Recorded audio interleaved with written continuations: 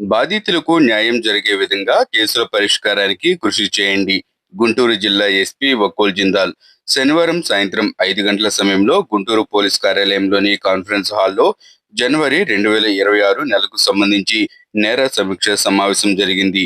ఈ సందర్భంగా జిల్లా ఎస్పీ వకుల్ జిందాల్ పాల్గొని పోలీస్ అధికారులకు పలు సూచనలు చేశారు.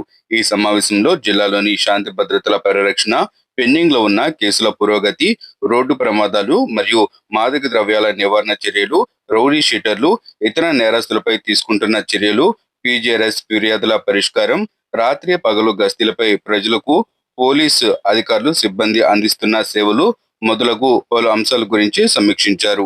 పీజీఆర్ఎస్ లో వచ్చే ప్రజా ఫిర్యాదులకు సత్వర న్యాయం చర్యలు చూపండని, పీజీఆర్ఎస్ లో లాలపేట, మంగళగిరి రూరల్ సిఐ, తుళ్లూరు డిఎస్పీని త్వరగా పరిష్కరించాలని ఆదేశించారు.